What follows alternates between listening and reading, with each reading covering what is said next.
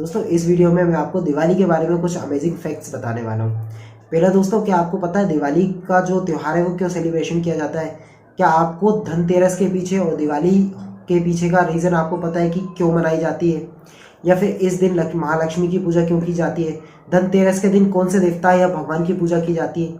इसके अलावा दोस्तों छोटी दिवाली क्यों सेलिब्रेट की जाती है? छोटी दिवाली को क्या होता है?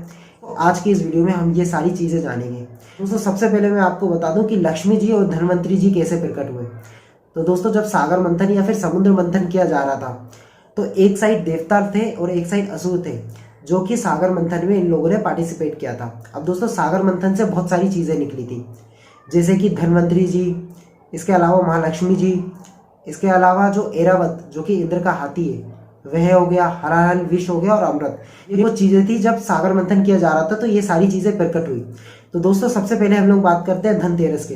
दोस्तों आज भी भारत में बहुत सारे ऐसे लोग हैं जो धनतेरस के दिन धन की पूजा करते हैं। बहुत कम ऐसे लोग होंगे जिन्हें यह पता होगा कि धनतेरस की पूजा इसलिए की जाती है क्योंकि उस दिन धनवंतरी जी प्रकट हुए थे।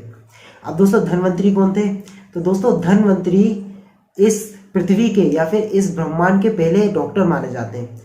यही वह व्यक्ति थे जिनके द्वारा आयुर्वेद या फिर चिकित्सा या फिर एक चिकित्सा विज्ञान की जो एक नई शाखा है उसका विकास हुआ, या ये इस संसार के पहले डॉक्टर माने जाते हैं। और दोस्तों धनतेरस के दिन धनवंतरी जी की ही पूजा की जाती है।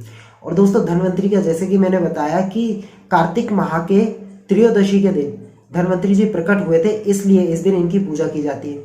तो दोस्तों आप अगर धनतेरस के दिन अगर आप धन की पूजा कर रहे हैं या फिर आप कुबेर महाराज की पूजा कर रहे हैं या लक्ष्मी जी की, अच्छी बात है, परंतु आपको धनवंतरी जी की भी पूजा करनी चाहिए।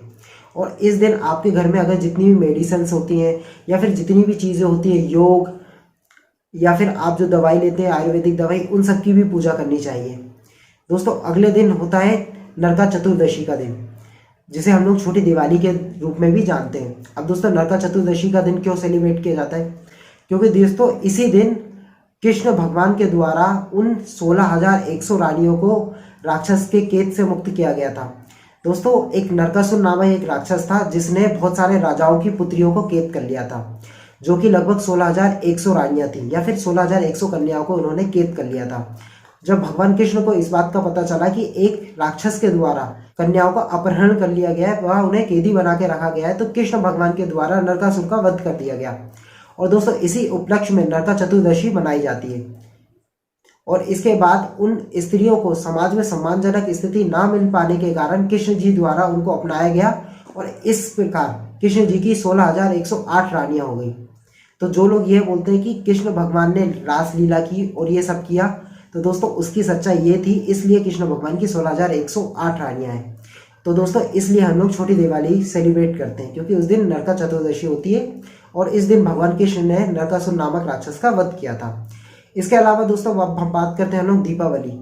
दोस्तों आपको भी पता होगा कि दिवाली हम लोग क्यों सेलिब्रेट करते हैं, क्योंकि दोस्तों इसी दिन भगवान राम, माता सीता और लक्ष्मण जी के साथ वापस अयोध्या 14 वर्ष का वनवास काट के आए थे। इसलिए वहाँ के लोगों ने यानी अयोध्या के लोगों ने घी के दीपक जला के और बहुत धूमधाम से उनका स्वागत किया था, इसलिए दीपावली हम लोग सेलिब्रेट करते हैं।